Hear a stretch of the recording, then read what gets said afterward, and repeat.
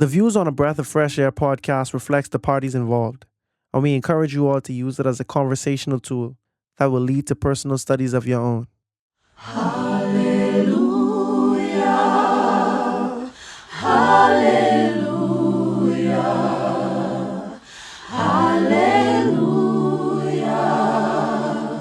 hallelujah, hallelujah. Welcome to a Breath of Fresh Air podcast.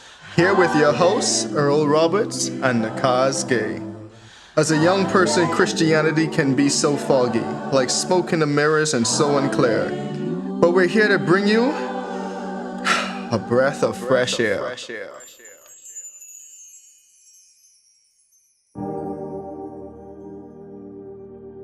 In that day, the Lord with severe sword, great and strong, will punish Leviathan, the fleeing serpent.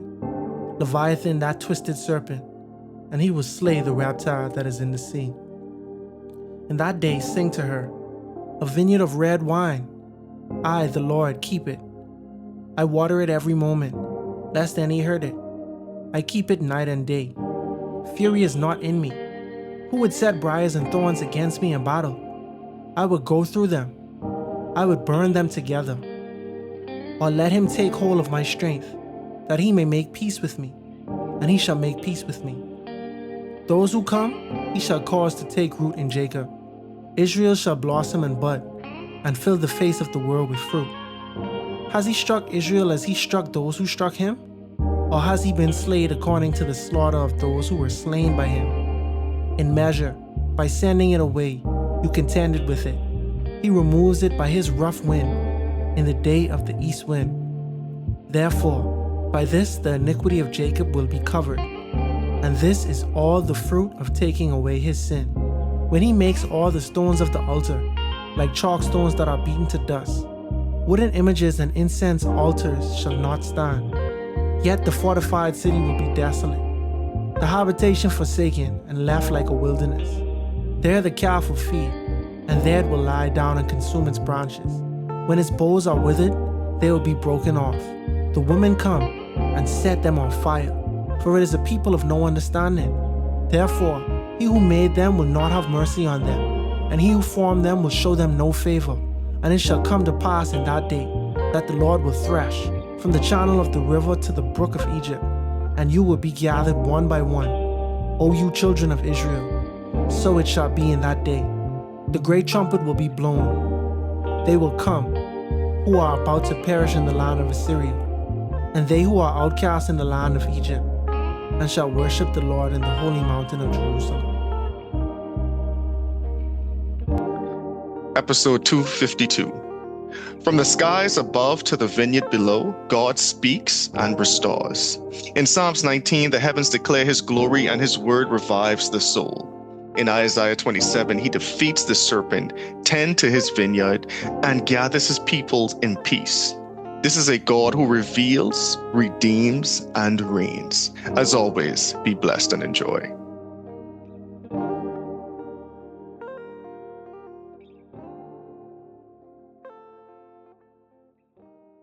All right, welcome back to another episode of Breath of Fresh Air podcast here with your hosts, Nakhaz Gay. Earl Roberts. Hopefully everyone had a great week. How you doing, man? Doing all right, bro. I can complain a little bit for some stuff, but same time, can't negate the fact that, God is good. A little frustrated right now, having some car problems, but other than that, man, I can't complain. By the time this airs, I would have known, we would know the agenda by now, a couple weeks now. Yeah, this coming out on July 11th. Oh, yeah, so, happy post-Independence Day to all the Bahamians out there. Hopefully y'all had a great, it's technically almost holiday weekend for y'all, because I sure ain't none of y'all going to wake today on July 11th. So let's just be honest. Sure ain't nothing really happened there in the Bahamas. Yeah. So, everyone will enjoy the extra long weekend. Even the people who going to wake know they ain't really do nothing today. Yeah, but everybody come to work. And even the people who need you at work, it's the understanding that ain't too much activity happening. Everyone probably just show up 8 o'clock, leave half day. For sure. Leave off day for sure. to continue saying it's a long weekend, man. It's a holiday weekend. But yeah, hopefully everyone there had a good thing, a good Independence holiday. Um, yeah, and yeah, bro, it's at least it's the weekend, so God is good. That's Yeah, I was your week. bro. All my weeks just perpetually busy now, bro. Mm-hmm. It's just a lot of work, a lot outside of work, dealing with all the prep.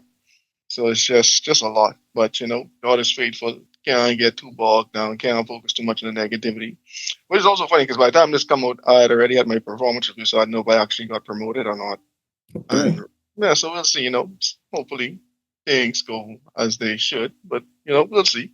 Being throughout it all, God is still faithful. You just gotta keep on trusting in Him. Amen. Oh my, yeah, bro. So let's go to Psalms 19. I think that's where Psalms 19. Oh, this one should be a good one. Granted, all the Psalms have been packed with gems, Psalms and Proverbs. So let's do this. All right, you got it? Yeah, I got it. I got it. All right, perfect. All right, so Psalms 19. The heavens declare the glory of God, and the firmament shows His handiwork. Day unto day utters speech, and night unto night reveals knowledge. There is no speech nor language. Where their voice is not heard, their line has not gone out throughout all the earth, and their words to the end of the earth. In them he has set a tabernacle for the sun, which is like the bridegroom coming out of his chamber, and rejoices like a strong man to run its race. Its rising is from one end of heaven, and its circuit to the other end, and there is nothing hidden from its heat. The law of the Lord is perfect, converting the soul. The testimony of the Lord is sure, making wise the simple. The statutes of the Lord are right, rejoicing the heart. The commandment of the Lord is pure, enlightening the eyes. The fear of the Lord is clean, enduring forever. The judgments of the Lord are true and righteous altogether. More to be desired that are they than gold, yea, than much fine gold, sweeter also than honey and the honeycomb. Moreover, by them your servant is warned, and in keeping them there is great reward.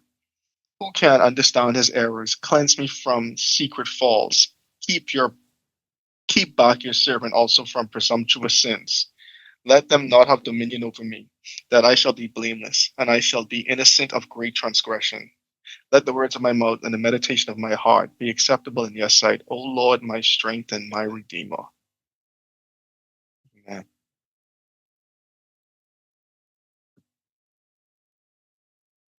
That was actually like one of the first prayers I actually learned. Like the verse 14. Like when my mommy and daddy teach me how to pray, that was like the prayer we ended with at the end. Yeah, I having a little technical difficulty right now. No. But okay. Want Hold me to on, keep going? Let me pause. can you hear me? Yeah, I can hear you. Okay, I back now. I a plug just knocked out my microphone, but yeah, that prayer that's one that we prayed in school um quite often.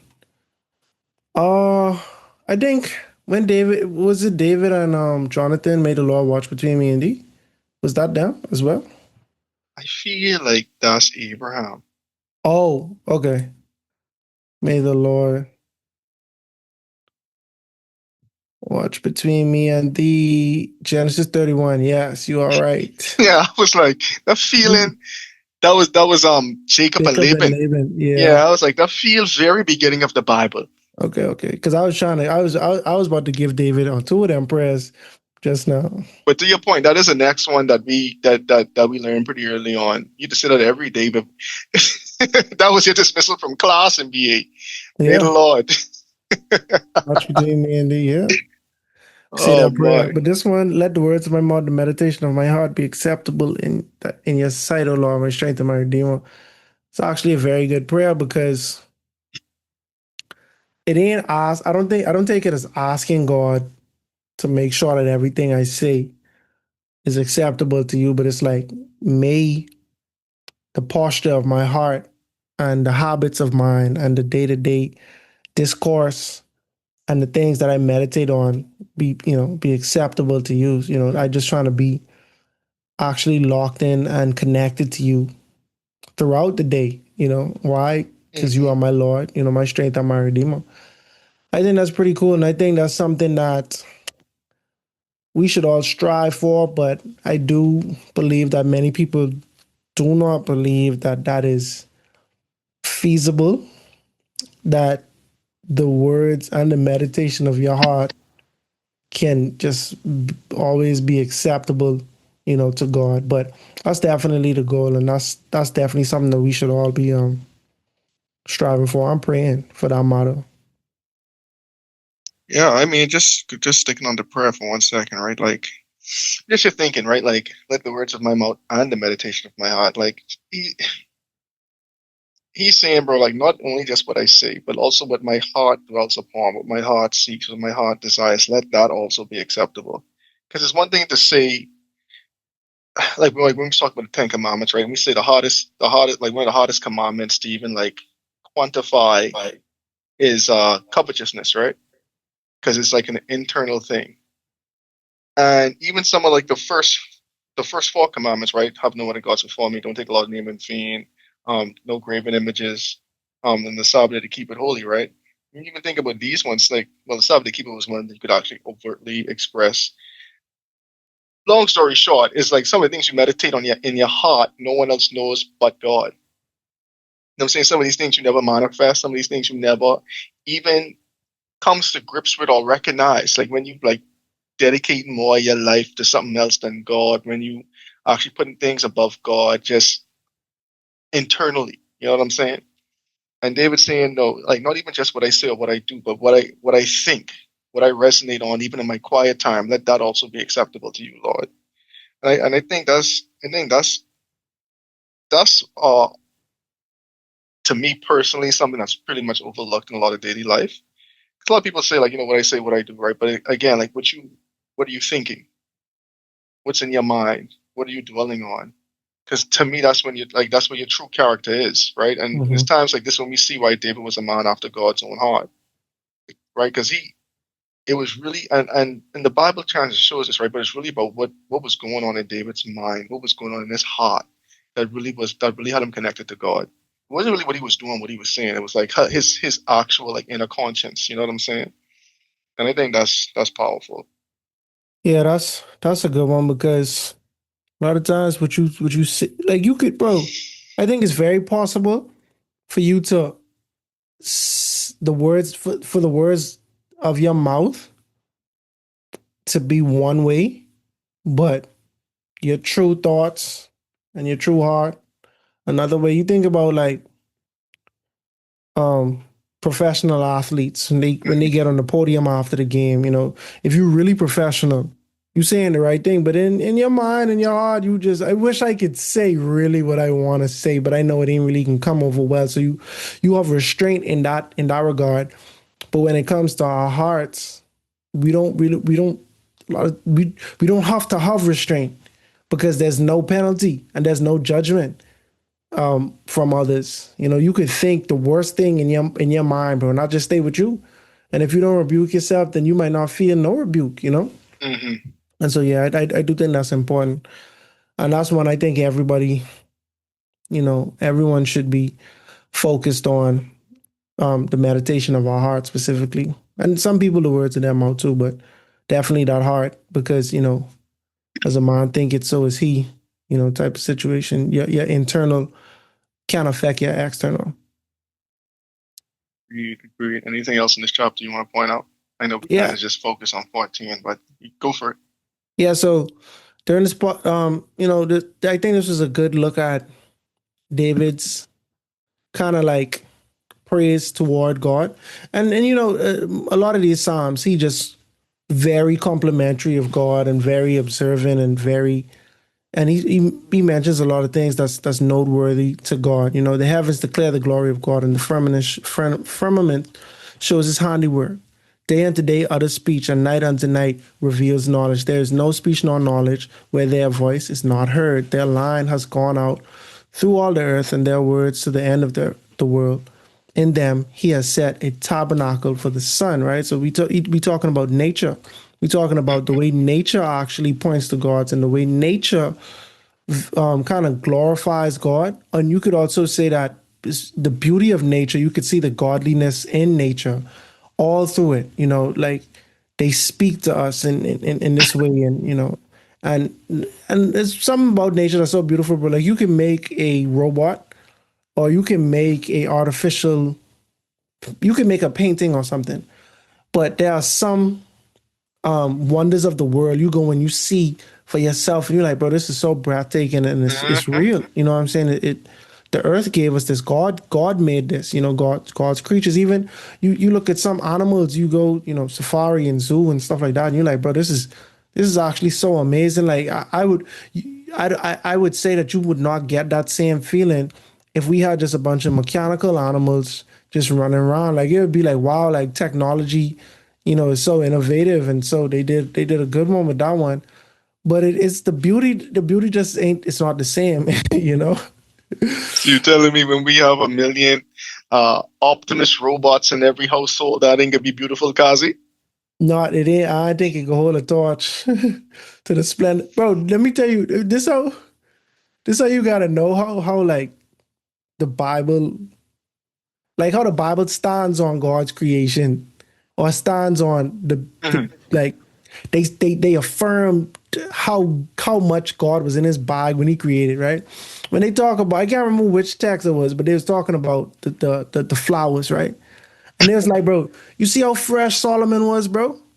Solomon wasn't fresher than these flowers right here, bro. Like, you know what I mean? Like he wasn't as adorned as these flowers right here, bro. This is natural, bro. You could put on the fancy clothes and the fancy garments, bro, but it's just something about nature.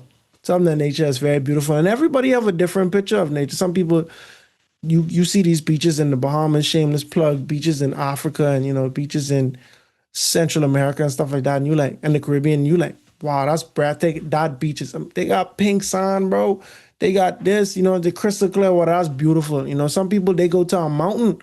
Like, it could be real, bro. Like some of my friends from work, you go through their Facebook, all of them got pictures on a mountain somewhere, bro. They do a hike somewhere. You can see like at a canyon or something, and it's beautiful. It's like, bro, like, No, it's breathtaking. yeah, this is amazing. So I think Optimus Prime them get, I think they ready. Yeah, it's gonna be interesting. But then piggybacking off your point, right? Like you showed how the first part of the chapter focused on creation, right? And then what I did like is like after you get to verse 7, you see and he's showing how beautiful the creation of God is, but now we kind of turn to now showing like how that same beauty is exemplified through the laws of God. You know what I'm saying? God's word. So he says the law is perfect, converting the soul. The testimony of the Lord is sure, making wise the simple. The statutes of the Lord are right, rejoicing the heart. The commandment of the Lord is pure, enlightening the eyes. The fear of the Lord is clean, enduring forever. The judgments of the Lord are true and righteous altogether. More to be desired are they than gold, yea, than fine gold, sweeter also than honey than the honeycomb. Moreover, by them your servant is warned, and in keeping them there is great reward. And well, firstly on that,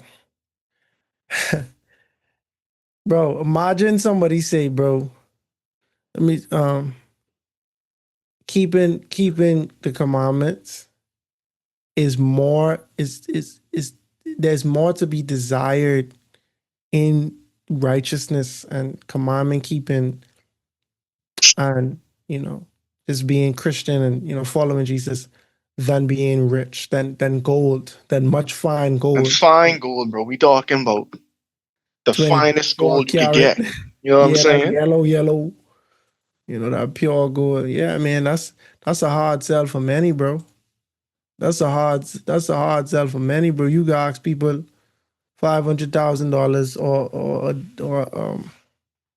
or a dinner with asking such a person. They like, bro, I taking that 5. But even if that's the Lord, I taking that 5, bro, because and these scenarios I've seen on Twitter, like it's a famous conversation people have, and some people would take the dinner or whatever, but some people like, bro, no, I taking the money no matter who it is, bro, even if it's God type whatever. Like, and it's like, bro, but the psalmist saying bro, being righteous is more desirable, and we do know that, bro.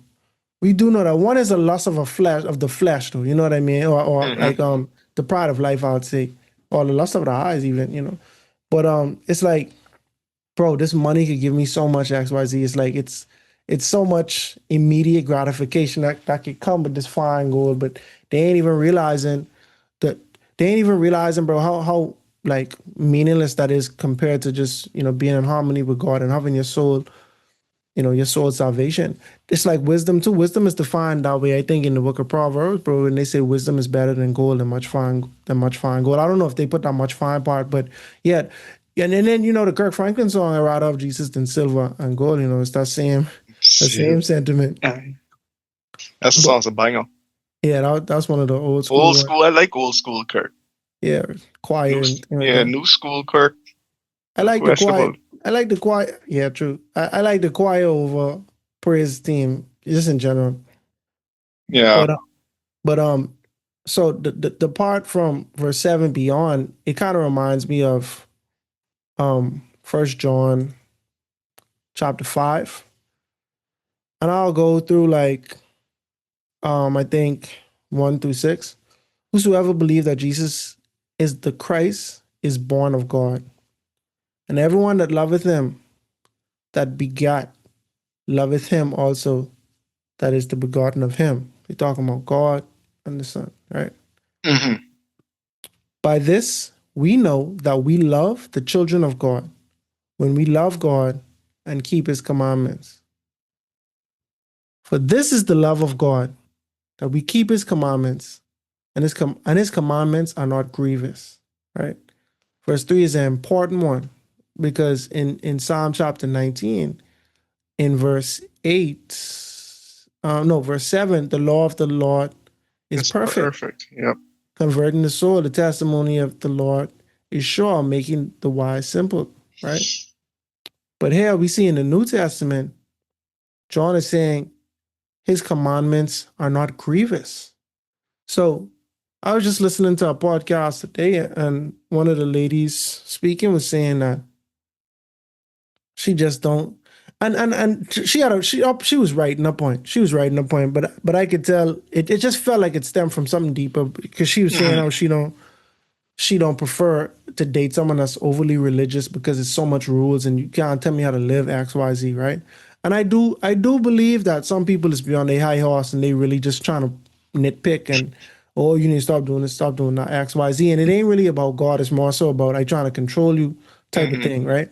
Too But heavenly minded to be any earthly good. exactly.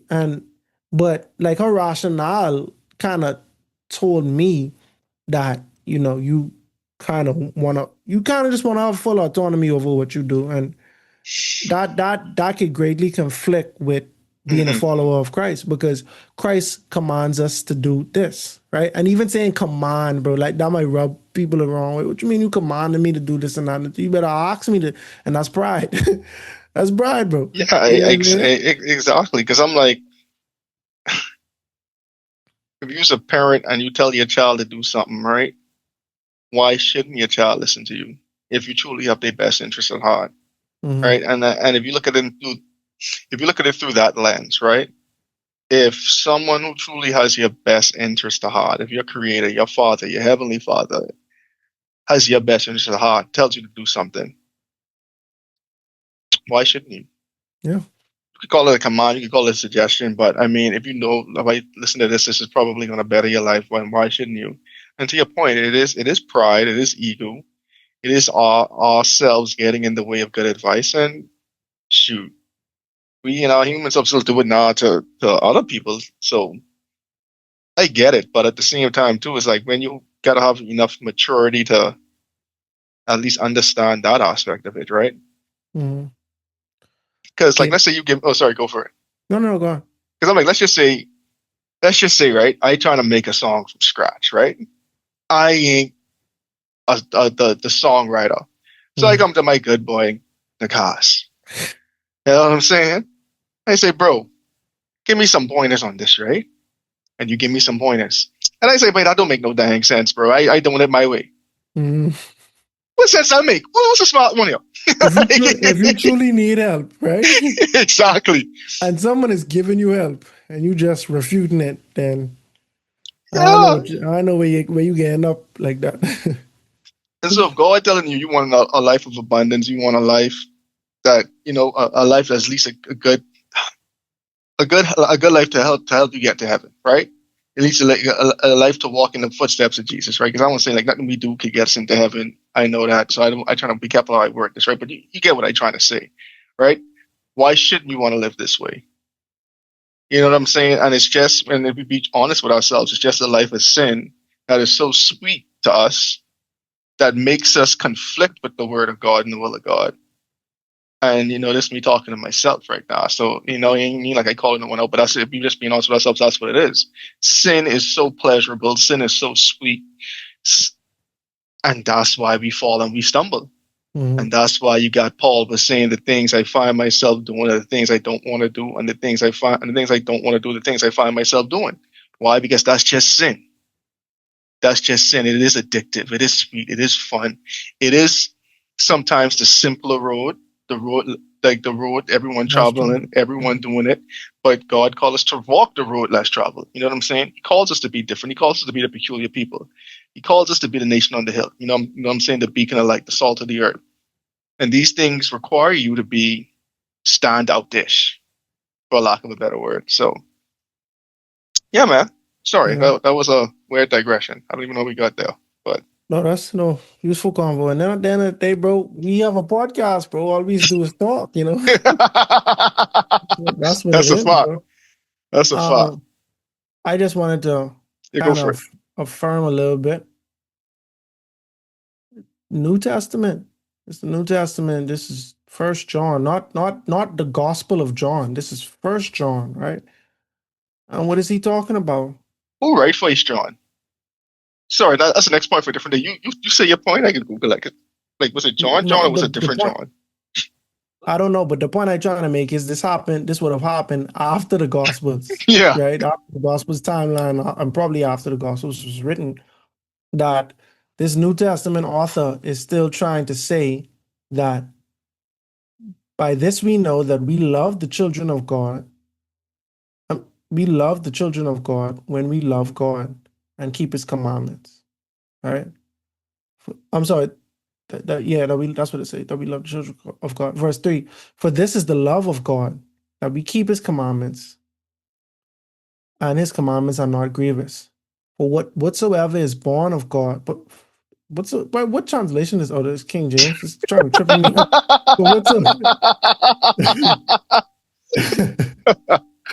But Oh boy. it's just a word choice, bro. I was like, shouldn't that be whosoever? But okay, I get what they say. For whatsoever is born of God overcometh the world. And this is the victory that overcometh the world, even our faith. Who is he that overcometh the world? But he that believeth that Jesus is the Son of God. This is he that came by water and blood, even Jesus Christ. Not by water only, but by water and blood. This is the Spirit that beareth witness, because the Spirit is true. And yeah, bro, like my thing is, bro, it's so many texts you can pull to say, hey, we don't got to keep the law. We ain't justified by works, which is true, justified by faith, right? But when you justify, right, that's when you become holy, you become saved, right? But through being saved, it's like it's like the parable, not the parable, the story when Jesus said, "You'll know them by their fruits." Right? You Hmm. see what I'm saying? Like in the book of James, they say anybody that keep the commandments turn and don't live by it is like someone look in the mirror and then forget what they look like right after. You get saved, right? You are saved, bro. But now there should be a change. There should be a change within you. You see what I'm saying? And when there is a change, you can see the fruits. You can see the fruits of God within somebody because Jesus is doing a work in them. So if I'm a, and we're gonna talk about, we might talk about a little bit of drunkenness today if we get to Isaiah 28. But if I'm a drunkard, right, Hmm. and I get saved, there's a conflict in me now because I have, and I'm growing to get closer to God. I have a desire now to be closer to God, and I know there are things that are separating me from God. So there's a conflict within me to say, hey, either I can keep doing this, or I can allow God to take this away from me. You see what I'm saying? And that's sanctification, not staying the same way that God met you. God met you this way. You was a mess. You was XYZ. And your entire walk with God, you stay the same way. That's not Mm-hmm. sanctification. You know what I'm saying? Like, that's actually God not doing anything. Like, you just saying you you follow God, or you saying you claiming to be XYZ, but there are no fruit. And how do we know fruit? We know fruit based on what God tell us is um good for us to give to our neighbors, or to show our neighbors, or to God has taught us how to treat our neighbors. God has taught us the things that separate us from Him. Mm-hmm. And He told us that when we do these things, we are showing Him that we love Him. He said, if you love Him, if you love me, keep my commandments. Then in verse 3 of 1 John chapter 5, it says, for this is the love of God, that we keep His commandments. This is the love of God, that we keep His commandments. So it's like, by not doing this thing, we are not loving Him. And it's like, we can't reconcile saying, oh, the commandments was nailed by the cross. If there's multiple times in the Bible, multiple books, multiple people saying love of God equals the commandments. And then even in the Old Testament, bro, this chapter with David, where David is saying that God's law is perfect, and things of that nature. I just trying to wonder if we could say, excuse me, if we could say one of the patriarchs was David. I guess David could be considered because I was before the era of the prophets, Yeah, right? I'd give, because Jesus from the line of David. I mean, that's like the, Yeah, for sure, patriarch, you right? know what I'm saying? So we got the patriarchs saying that, right? We obviously got the prophets sharing the same sentiment. Even in Revelation, that's a prophecy, and they talk about the commandments and stuff like that. But then we got Jesus Himself saying that. But then people use certain texts from Paul, right?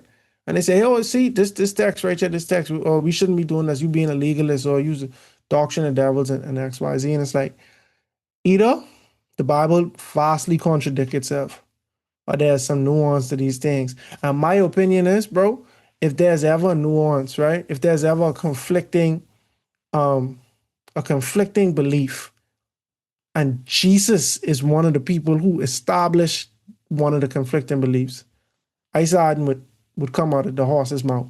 I Mm-hmm. side would come out of Jesus' mouth. So if Jesus say something and Paul say something else, and they seem to conflict each other, I side with Jesus until I understand what you know what I mean, what the What Paul was true trying to say. what they was trying to say, because Jesus might have said something, and to me, I might be misinterpreted, and Paul said it a different way that could be more clear, right? Until I get that clarity, I rather side with what Jesus specifically say. You know what I'm saying? Yeah. I am Lord of the Sabbath. You know, He's Lord of this day. If I think about this, if I say, bro, I Lord of this house, it's safe to say this is my house, right? If Mm-hmm. I say I Lord of this land, where you buy a plot of land in Scotland or Ireland, I guess you could become a Lord, bro. You know Mm-hmm. what I mean? You the Lord of this land, so you could still say this is my land. So if Jesus was Lord of the Sabbath, right? And some other people like the the Gospel of Barnabas, which is a known forgery that Barnabas did not write, right? If he turn around and say, "Oh, the Lord's Day is Sunday," I gotta go with what Jesus say. You know what I mean? Jesus say He's Lord of the Sabbath. You know what I mean? So if someone say, "Oh, the Lord's Day is this," I gotta go with what Jesus say. And that's my philosophy. But that was just a part of a longer tangent that continues to happen, because obviously I passionate about that. We passionate about preserving the Ten Commandments on this podcast. And so yeah, it was good to see David give mention to that, as well as in the New Testament. We see that. Awesome. All right. So now to transition to Isaiah 27. And I mean, just as a context to where we are now, particularly in Isaiah, we have been talking about I just want to call it the day of the Lord right now. Hmm. For the last, what was it, 3 episodes? Yeah, I'd say 24, 20, from Isaiah chapter 24 straight to chapter, I guess 26, which was the last episode. I can't remember how many episodes it took for us to do that. Maybe two, maybe three. I can't remember if we did one per, but yeah, And we those do one for last 24, one for 25, one for 26. six, yeah. Yeah. Oh, did we? Song of Salvation, or did we bunch them together? But I can't remember. But in any event, those three chapters make up a continual. And this chapter as well. This the last chapter in this series of chapters on Day of the Lord and just various perspectives of it. We had the perspective of kind of the wicked, where it started off, where we know the impending judgment on those. Ironically, though, who transgressed the laws, just kind of similar to what we just speaking about.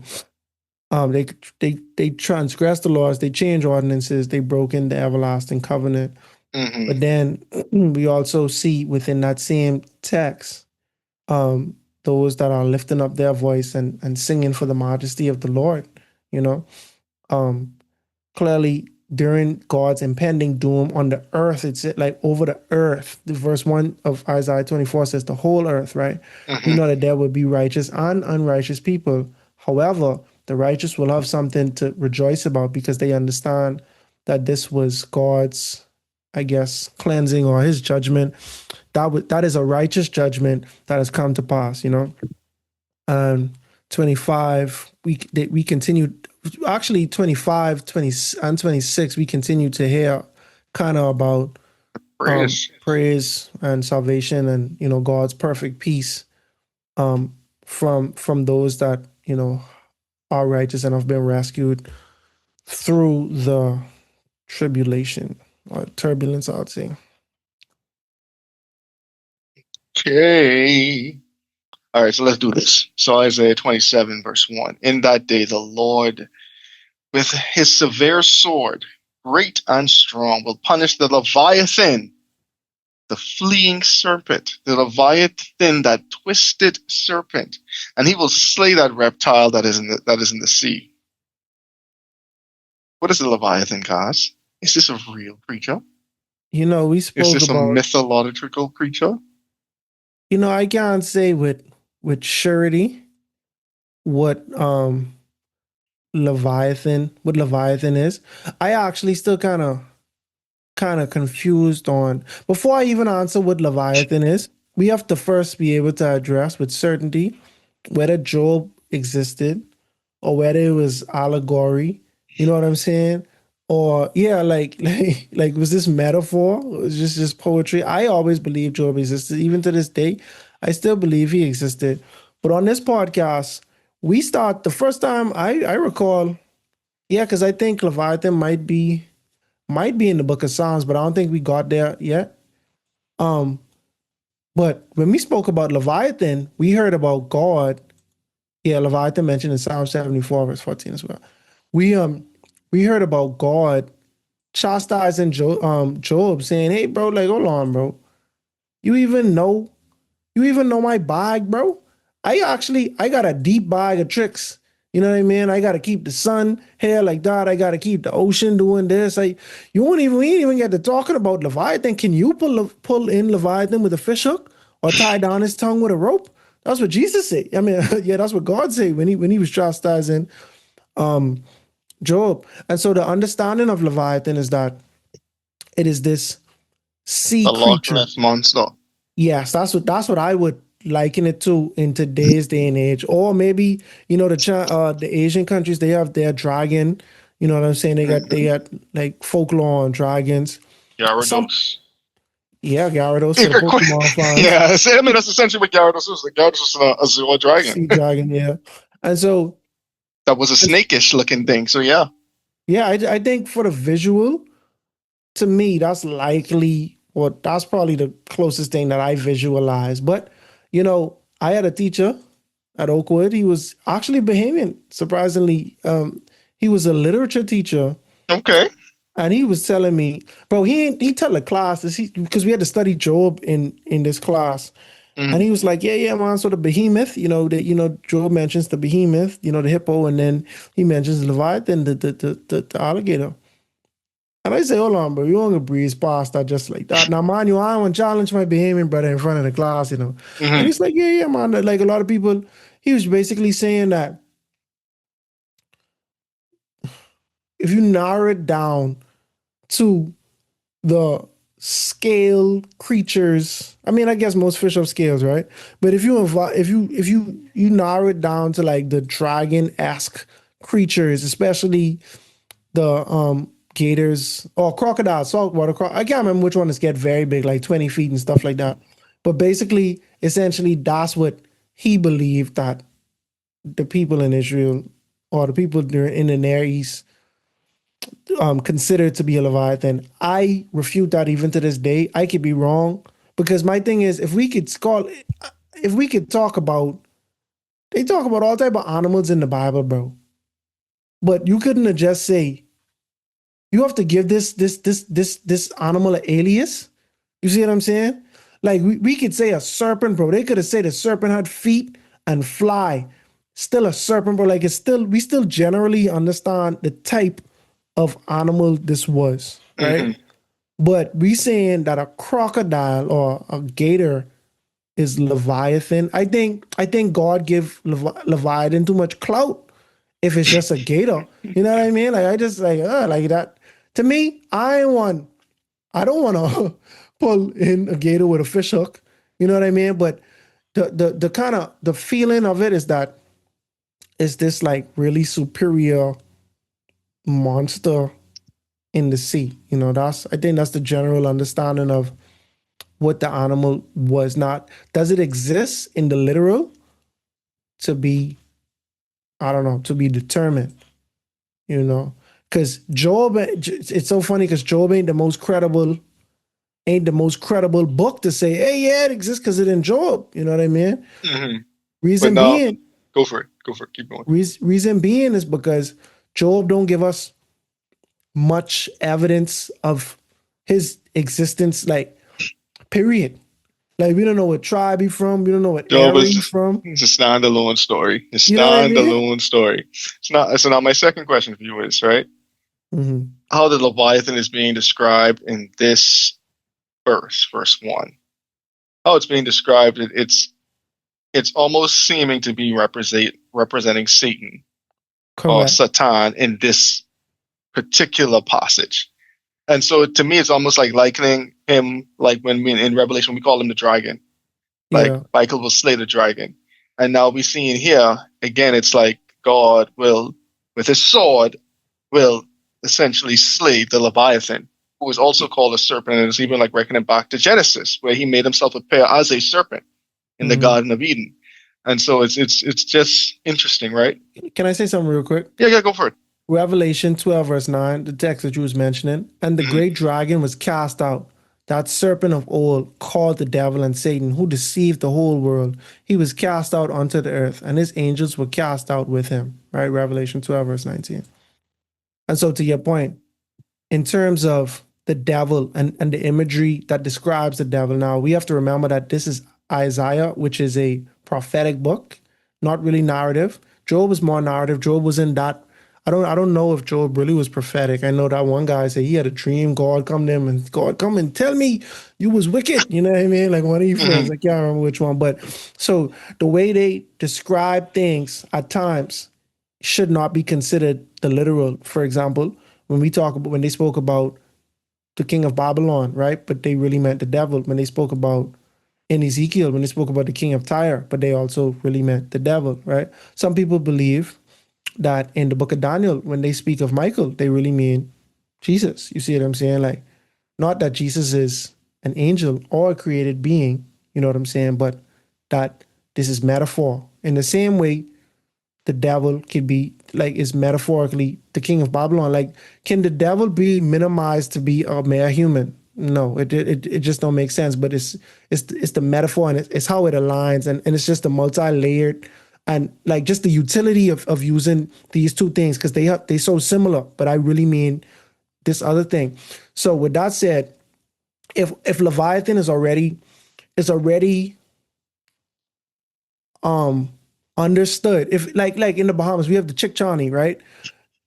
and in like a Latin country, I can't remember which one. They have the chupacabra. It's like this mythical creature, El right? chupacabra. Exactly. Like we have the Chickchani, half man, half bird. You know what I mean? And I Mm, just be, I know whatever happened to him, but that. So if I come to the Bahamas, right? If God was, or if someone was writing to the Bahamas, and it just so happened that the symbol for the devil was a bird already, right? And they were speaking prophetically, and it was like this Chickchani is done. You see what I'm saying? This Chickchani could fall X Y Z. It would be naturally understood that you're talking metaphorically. You know what I mean? In the same way, I saw Enduring Word. They Bible commentary mm. people, right? They were saying that like the use of Leviathan, even in folklore, is the same as if you say, bro, I slayed the dragon. And you mean that I defeated this thing or I conquered XYZ. Like the people who in the audience listening to you talking, if I say, bro, when I graduated, bro, I slayed the dragon. Or if I say I slayed Goliath, people don't think I'm literally killing someone named Goliath or killing the actual dragon. I mean, or killing the actual giant, nor do they think that this giant that dragons existed, period, but they understand it as metaphor for something that is grand and something that is probably evil, or something that was almost impossible to defeat. So to your point, if we already have in the Bible, especially in Genesis, where literally he was a serpent, right? He Hmm. transformed into a serpent. And then in Revelation, where it's like, hey, he was always this serpent, right? But we can't even call him a little, he's not a little serpent, he's a big serpent. What we would call a big serpent, a dragon. So this is more imagery and just And then even Mhm. too, if I remember correctly in Job, when they was describing the Leviathan sounded pretty dragon-like, bro. He had flame coming out of his mouth. His breath was like blowing out smoke, like the coals and embers and all kind of stuff. Like, Yeah. because when Job when God got into that description of Leviathan, I was like, this Leviathan sounding pretty dragonish. Oh yeah. Now you say, can you fill its hide with harpoons or its head with spears fish? If you lay on it, you will remember the struggle and never do it again. Any hope of subduing it is false. The mere sight of it is overpowering. You know what I'm saying? I will Mm, not fail to speak of Leviathan's limbs, its strength, and its grateful form. Who can strip off its outer coat? You know what I'm saying? Who can penetrate its double coat of armor? Who dares open the doors of its mouth, ringed about with fearsome teeth? You know what I'm saying? Like it continued to just talk about how impervious to damage this Leviathan thing is. But watch this. In the book of Psalms, right? Psalms 74. I thought I had it open. I do not. Oh man. Yeah, I do have it. Psalm 74, verse I can start with 12. But God is my king. So I believe this is a psalm of it's a psalm of Asaph. But God is my king from long ago. He brings salvation on the earth. It was you who split open the sea by your power. You broke the heads, plural, of the monster in the waters. It was you who crushed the heads of Leviathan and gave it as food to the creatures of the sea. It was you who opened up springs and streams. You dried up the ever flowing rivers. So even now, and I ain't gonna just flat out say this is literal or oh, and this is the NIV version, so it might read different in other versions. But even then, when they talk about Leviathan, it's like his march is only God, bro. Only you can subdue this thing. You know what I mean? Only you. It was only you who do this, who killed this thing, and even then, Leviathan is seen as this big, indestructible thing that hmm. probably terrorized people, and now God save it. So even if Leviathan did exist, or if it was just pure folklore, They happy um, don't today. Fox, I happy it done today. We ain't got to worry about that. But the sentiment, the overarching sentiment is that God is the only one who could have destroyed this thing. Hmm. And if that's the standard, let's say this was real. This, if we say, hey, David is coming to kill Goliath once again, we could assume that we say, something is going to be our savior and kill this big giant that is against us. So God saying, hey, I'm coming to, or God saying, um, or Isaiah saying that the Lord will punish Leviathan. This could either mean, hey, this is a future thing that happened, or this could just be just pure metaphor to say how God is going to destroy the serpent, just like how we learn about that in the book of Revelation. Well, I mean, here's the thing, right? And if we look, like, going back to Revelation, how we know Revelation can end, right? Like everything in here is true. We know that Satan will get thrown in the thing for 1,000 years, and then when he come back, that's when you deal with him. So it's almost like it's like a snapshot of like 5 different chapters in Revelation right here, in like this one in this one verse. I'm And saying if the you want, punishment and the slaying at the end of the day. Go for it. and if you want to get real technical, right? Leviathan, that twisted serpent, and he would slay that reptile that is in the sea, right? And where does the second beast in Revelation, I think Revelation 13, come up out of? The sea. The sea. You see what I'm saying? So it's like, and the second beast, that's the beast power, mixed with the Antichrist. And obviously the serpent gave all of them its power. So if the serpent already in the sea and he ruled the sea, right?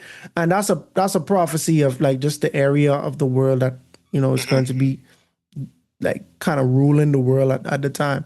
If I have this area on lock and everything that ain't of God coming out of this same system, bro, I think it's only prophetic and well connected that if God wanted to use a metaphoric creature, it would be a sea creature once again, because this is the prophecy. I trying to connect all these dots for future for the future anyway.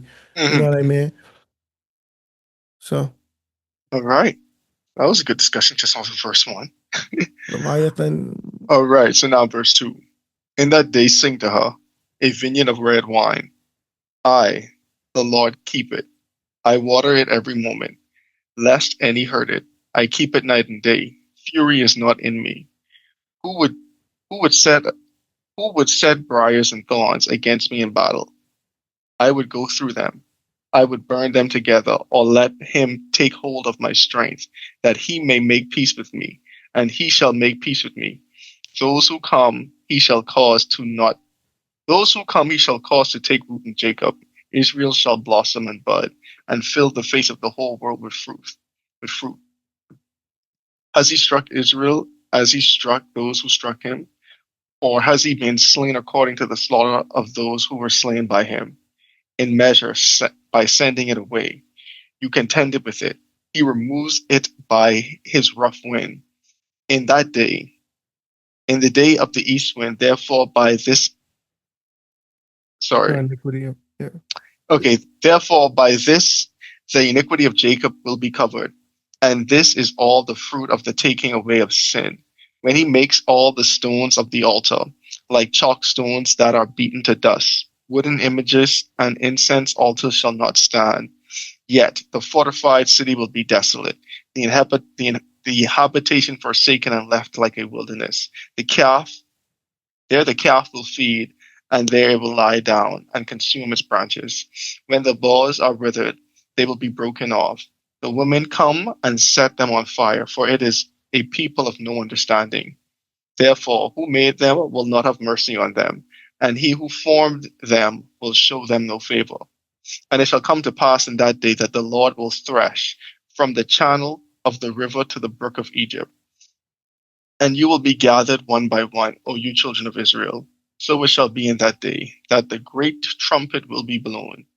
They will come who are about to perish in the land of Assyria, and they who are outcast in the land of Egypt, and shall worship the Lord in the holy mount at Jerusalem. Okay. And so the little summary of most of this chapter after Leviathan, and if you read the New King James, it talks about the restoration of Israel.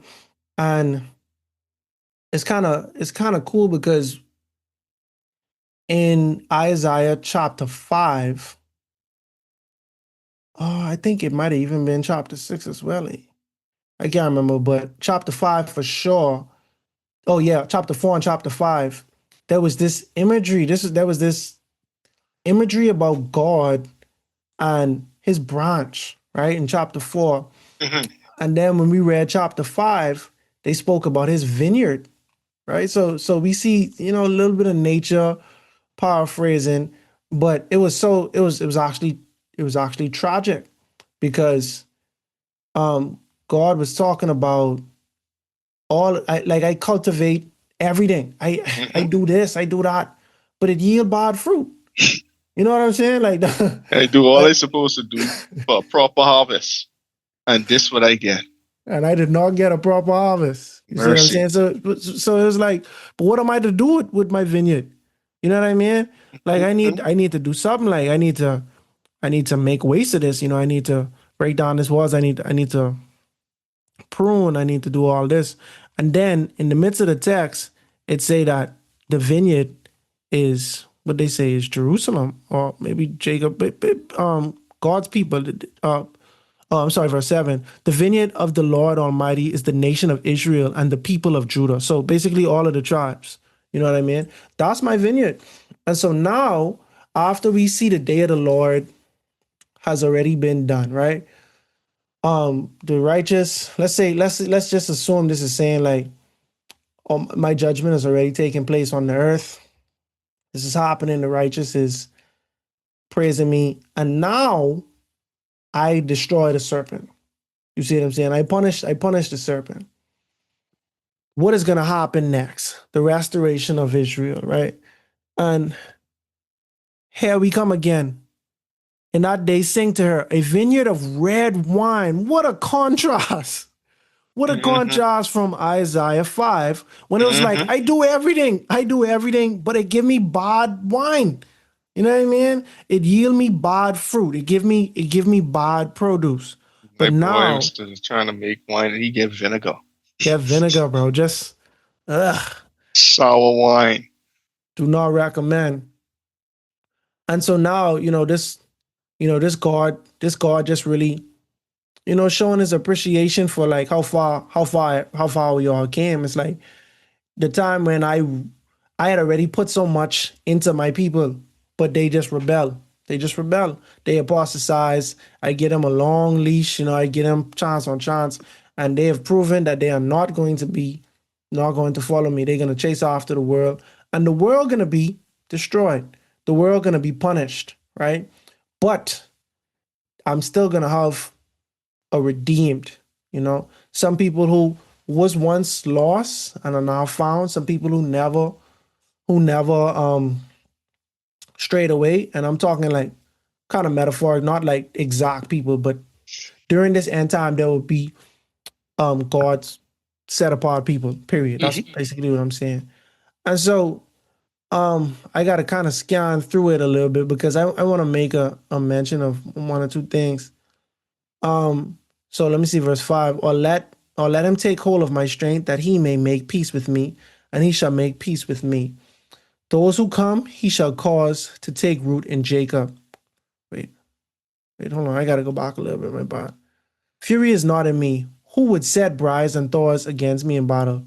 I will go through them. I would burn them together. Okay, yeah, okay. Those who come, he shall cause to take root in Jacob. Is that Jesus they talking about? I don't really understand the concept, the Those who context come, of he it. shall take. He shall first take root, Jacob.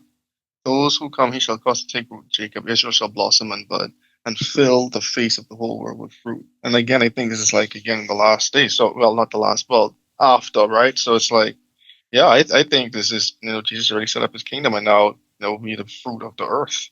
Yeah, so this either talking about Jesus or literally God, because the sentiment is like God is doing all of these things. So it's like those who try to make peace, he would make them a part of Jacob. He'll make and for those who might not know, Jacob is the father of the 12 tribes, right? Jacob also called Israel. So all of his sons and their sons, Israelites, right? So now this is talking about, being grafted in to the fold. You might not, and that's what we see in the New Testament. It's like Gentiles believing in God, being baptized, and becoming Christian, becoming a follower, despite not having the heritage or might not being from that country. Basically, that doesn't separate you from being able to practice and to worship God, worship the true God. So verse 6, right? So those who come, he shall cause to take root in Jacob. So now y'all, that's like when they say you grafted in, right? So now you are part of the tree. Israel shall blossom and bud. So we saying this is a contrast to chapter 5, where it's like, bro, now we yielding good fruit. Hmm. And fill the face of the world with his fruit. For 7, right? So now this can be a little confusing, but I take this as saying that Anyway, I can read it. Has he struck Israel as he struck those who struck him? Right. So now God just punished the world, right? And everyone who got punished, as we mentioned in previous podcasts, it is not without cause. These ain't just random, or God just being maniacal and he just torturing people, right? These are people that curse God, that were wicked in the world. These are Mhm. people that revolt against God, especially when we think about end times. These are people who take the mark of the beast. These are people who chose to follow after the beast instead of having the seal of God, right? But God's saying, I ain't even, bro, I could have treat Israel as bad as I treat everybody Exactly. else. You see what Hmm. I'm saying? But that's grace and mercy even there, you know? Yep. But because if we saying, bro, if we just saying and if God could see the beginning from the end, right? And still in chapter 5, he prophesied, hey, these people giving me bad fruit, so they gotta get punished. Then right then and there, he can say, bro, I could put a complete end to them. I could put a complete end to them, but it's always redemption. God always trying to put off his punishment so that people can be saved. And when people are being saved, there's a rejoicing in heaven, like a Super Bowl or a championship, even if it's one person getting saved. So, this kind of shares that sentiment. Yeah, and like piggybacking off your point, right? If we go back to the previous chapters we just did, like we see what happens to Babylon, complete destruction. We see what happened to Tyre, right? Tyre, complete destruction. We talk about Edom, we talk about Arabia, right? But again, every time we talk about Israel throughout Isaiah so far, what was the one thing that's been consistent? A remnant. A remnant always been has been remain. A remnant, a remnant, a remnant. God's keeping this a select few people to keep the message going, keep the hope alive, essentially, right? And so God's saying, bro, if I could have struck y'all just as bad as I did these other nations. These other nations completely wiped out, but yet y'all still here.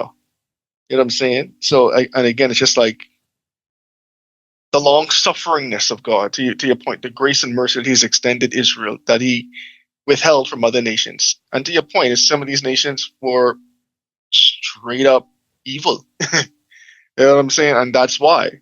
But God is faithful concerning His promises, and He made promises to Abraham, Isaac, Jacob, right? That He would bless their lineage. And so, because of these promises way back then, y'all being His chosen people, God is keeping His word, and that's why He didn't strike y'all to the full extent that y'all deserved. Yeah. And it's a hard pill to swallow, bro. Punishment always hard. Sometimes, bro, I know I actually believe that I am a empath, bro. Sometimes I can watch somebody who commit a crime, bro. They deserve to go to jail, bro, for what they did. And I still saw that they got to go to jail. And I'm not saying I do not want them to go to jail because, I do support justice being served, right? Because remember the text he was bringing up last week. I think it's in the book of Romans when it Mm-hmm. was like, because you condone it, bro. Like you ain't do this Mm-hmm. thing, but you condone it, right? So if I condone no structure or no consequences, or if I don't want that to happen, it's like I condoning these things, and that's not actually godly because God is a God of order. God is a God of justice too. You see what I'm saying?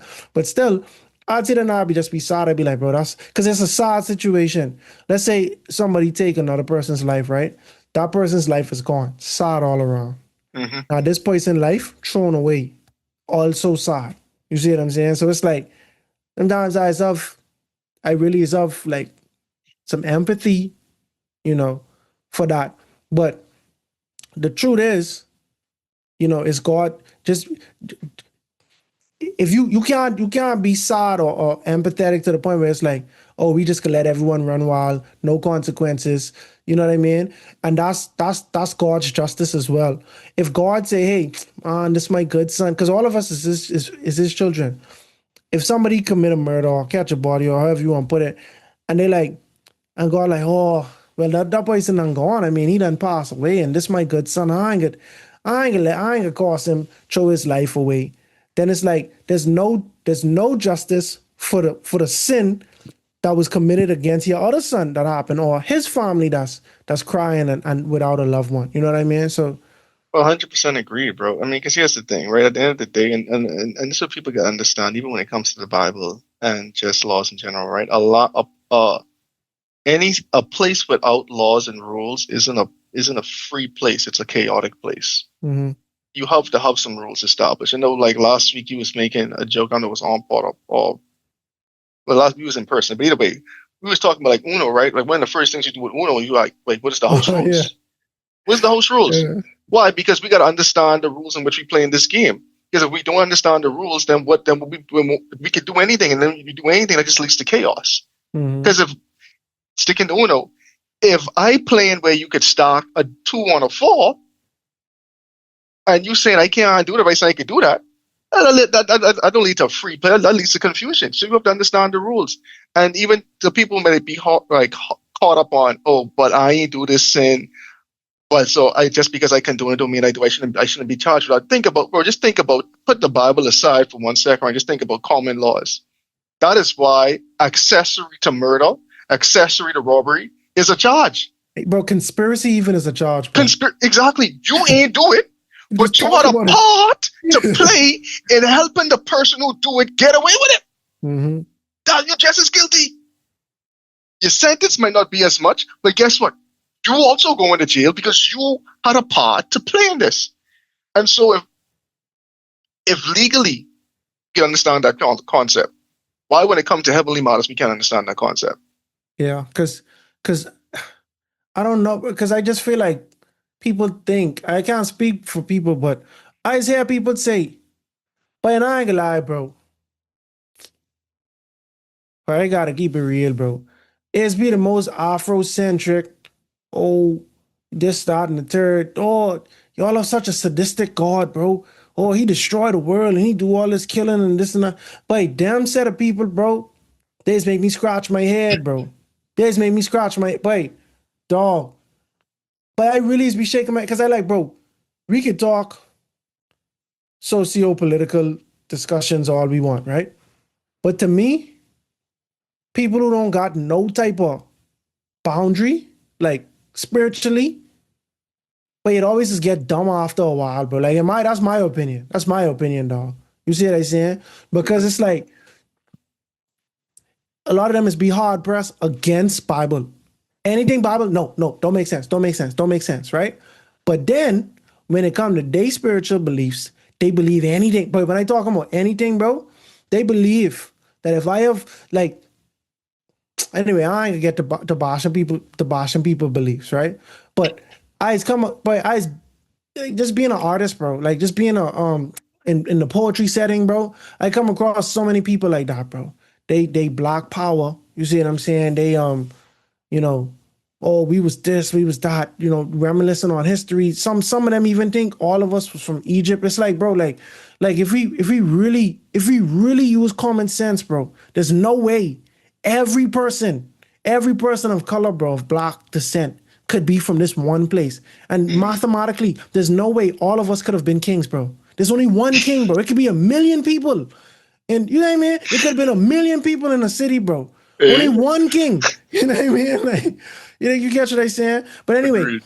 so it's be people like that I take issue, bro, because it's like they just see it and they see God destroying people flat out. And I ain't gonna sugarcoat it. God killing people, bro. God, you destroying, you punishing XYZ. And they like, bro, this is sadistic, maniacal. I could never be this XYZ, right? But I like, bro, hold on.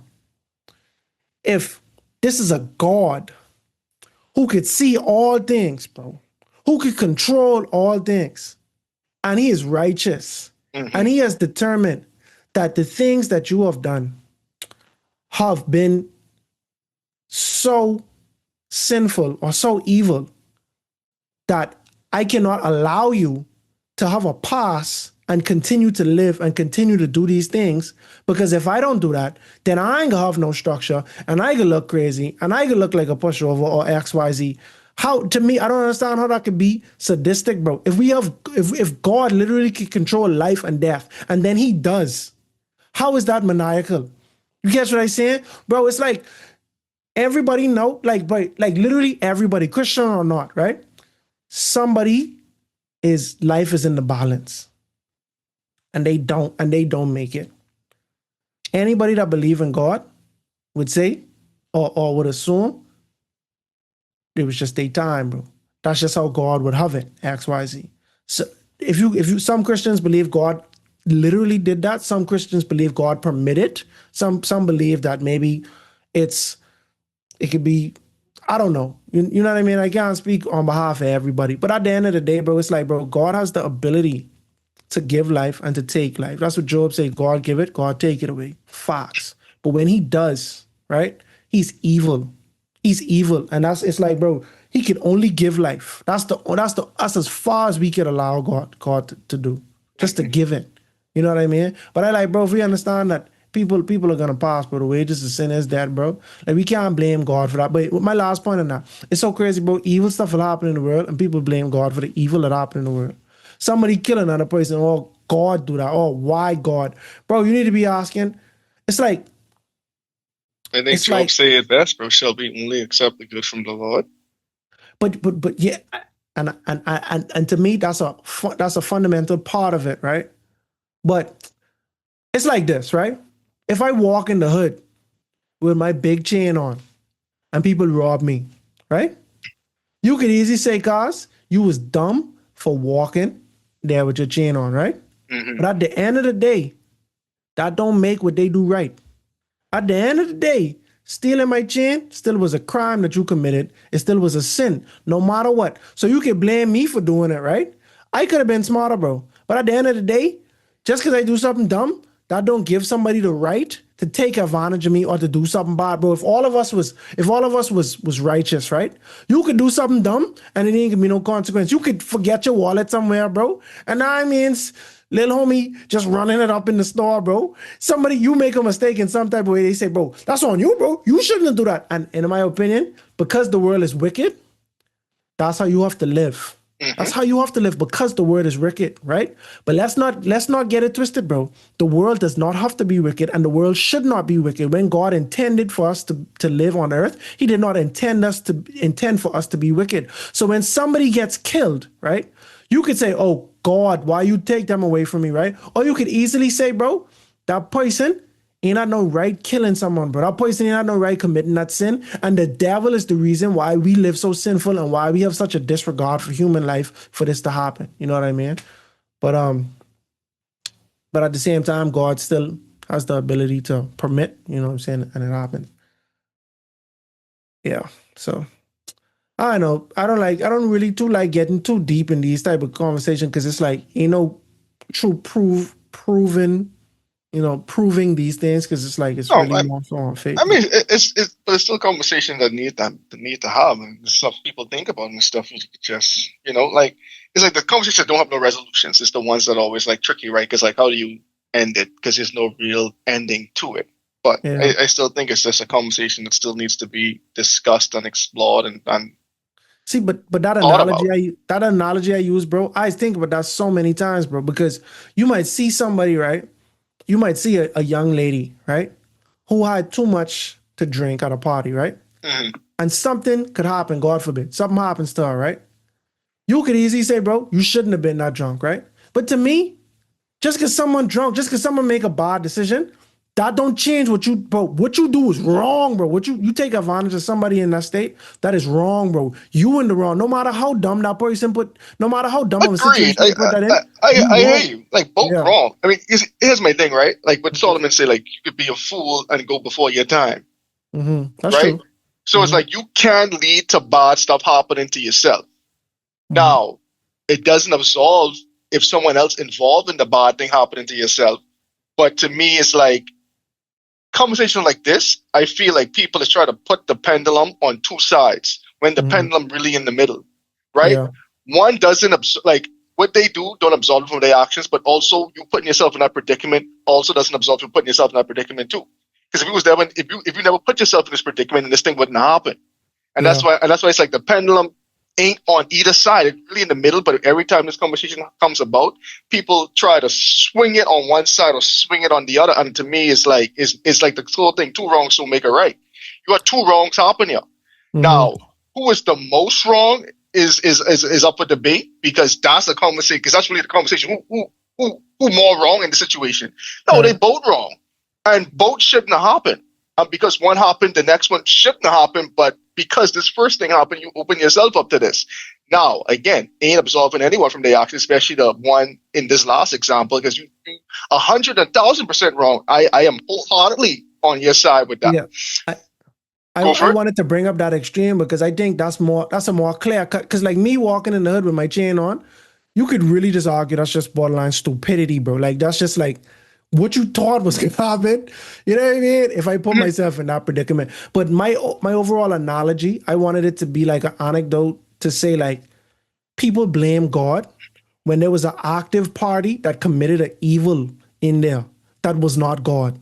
You see No, what I'm saying? and here's And the so, thing. to your point, Go for it. to the middle of the pendulum thing. So you could blame God by saying, "Hey, God, you permitted this, right?" We don't know why. You know what I mean? We don't know why. It's too many nuance. It's too many intricate details in that. You know. But at the end of the day, there's still evil that exists, and Exactly. I think the evil that exists gives a lot of room for us to say, "Hey, this evil exists. That's the reality. It's not going anywhere. That's biblical. We know the evil is not." Let me rephrase. It is not going to. It is going to end one day when Jesus returns. But but until that happens, because evil exists, we need to be smart. We need to try to keep ourselves away from evil. We need to do things that does not put us directly in the way of evil or in the way of harm. And that's being smart and that's being wise, you know. So No, bro, I agree, right? I mean, because here's the thing, right? To your point, evil exists and ain't going nowhere, and we know this, right? Like, bro, to live is to suffer in a weird way to put about it, right? Like the minute, bro, the minute you are born, the only thing that's guaranteed for you in your life is that you're going to die one day. yeah. It's endless possibilities between the day you are born and the day you die. But the day you take your first breath, the one thing that is guaranteed is you are going to die unless you was Enoch, Elijah, or you alive when that trumpet blow for the first time and God come through them clouds. Outside of Mhm. that, what's guaranteed is death. And why is that a guarantee? Because you were born in sin and shaped in iniquity. You know what I'm saying? So why do bad things happen? In a weird way, it's because it's just the way the world is sinful. It's like a byproduct of the sin. And now the problem is people use this blame. Something bad happened to me. Like we made a joke about this in the podcast, right? We say, "But devil busy." Why? He's like a scapegoat to saying, "But something bad happened. It got to be the devil, right? And surely it ain't from God, right?" But other people do the reverse. Something bad happened. But why God cursing me? Mhm. I blaming God for this. God, why my loved one just passed away? Why IRS coming after me? Why this, that, and the third happening? You know what I'm saying? Why I have this incurable disease? Why going through this, that, and the third? And it sucks, right? Because in a weird way, it's like, bro, you complaining to a God who truly don't even want this for you, who this was never his plan for you. You know what I'm saying? But we had some people way back in the past that made some unfortunate decisions that caused sin to enter the world. And as a byproduct of that, we are now dealing with all of these consequences, what we have to go through. You know what I'm saying? God don't want this for us. God truly, in a way, God truly wants to help us. But like what do you say? Like the sin never take its full form. We still have to deal with certain these consequences now. And so now that's why, people want to have kids, can't have kids. People have cancer. People have other incurable diseases. You have loved ones suffering. And this is not the world God intended for us. But then people build up so much hate in their heart towards God. People have bad instances in the church that rub them the wrong way, and they start to blame God for all these things.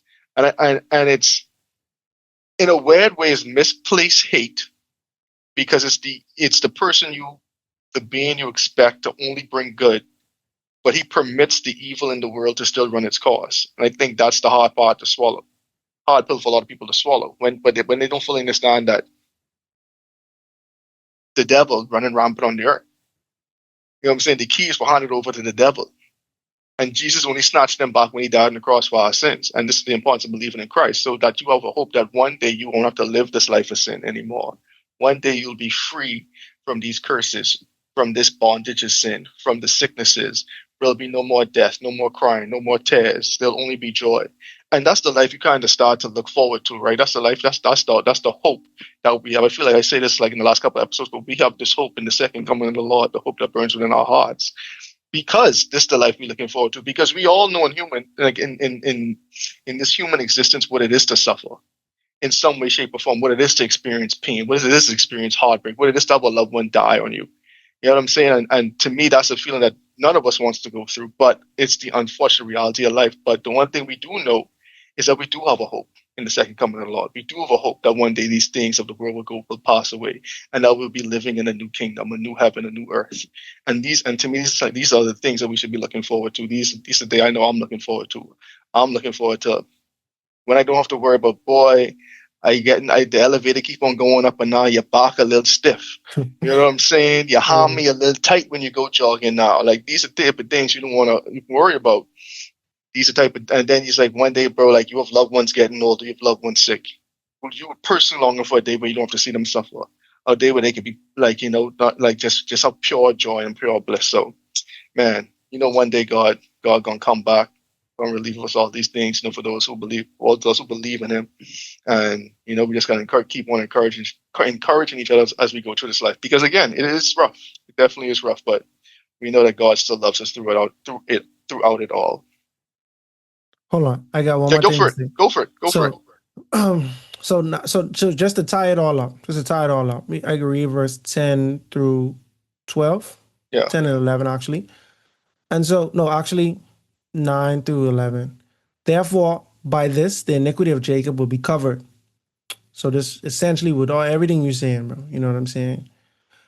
And this is all the fruit of taking away his sin. When he makes all the stones of the altar like chalk stones that are beaten to dust, wooden image and incense altars shall not stand, right? So they basically saying that God could take away all of the sins of the people of Jacob, right? But not so now listen to this, because it might come across like favoritism, right? So now you just was saying, oh, I do Jacob like I do them other ones, and now he's saying God could take away all of their sins, right? But then also he say, hey, he gonna destroy all of these altars, right? The chalk stones, that's what they could look like. They could be beaten to dust. The wooden images and altars, incense altars, they would not stand. Yet the fortified city would be desolate, right? So now they're talking about all of those powerful cities, right? So just think Assyria, Babylon, all of these nations which would have already stood before this time of destruction, right? Every fortified city, all of the people who disregard God and they think they will prevail, they will be desolate. Then the habitation forsaken and left like a wilderness. There the calf will feed, there it will lie down and consume its branches, right? When its boughs are withered, they will be broken off. The woman come and set them on fire, for it is a people of no understanding. That's the line that I really wanted to get to. For it is a people of no understanding. Therefore, he who made them will not have mercy on them, right? So the question about God's judgment and his destruction, it's like, hey, these people, I given Jacob, I'm forgiven Jacob, Jacob, who is my remnant people. They have they have actually, what's the word?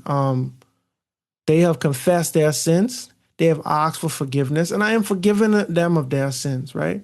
But now let's think about everyone else. Let's think about even those who polluted the minds of my people. These great cities, these nations, these people who worship just various idols, and they just felt so fortified and so proud in all of their work, their own work. All of this stuff will be destroyed. They're gonna look like a wilderness, but we could just have cows and then just eating grass where these nations used to be. Why? Because these was the people of no understanding. That's why. Because they just did not have understanding. It's like, no matter how much God brings his prophets, no matter how many movies or sermons or whatever it is, or podcasts like the Breath of Fresh Air, like no matter how many people are just speaking on the goodness of God, are trying to spread the gospel, that are bringing the gospel to people, there will truly be people that are of no understanding. that do not want to be bothered by this, that fully reject this. And because of this prophecy, we understand their fate, the fate of those who have no understanding.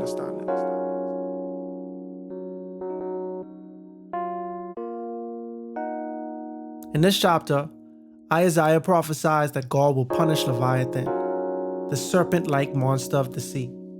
God also promises to care for his vineyard, Israel, protecting and blessing them instead of destroying them. God would also purge the sin from his people through judgment, but ultimately, he will gather them from exile back to Jerusalem. And in the end, those who were scattered will worship the Lord on his holy mountain. But we'll discuss more prophecies in the book of Isaiah on the next episode of A Breath of Fresh Air. Tonight's episode included voice acting by your host, Nakhaz. Remember to go ahead and research on your own in order to get a more firm understanding of tonight's episode. And if you enjoyed it, make sure to like, subscribe, and share with your friends.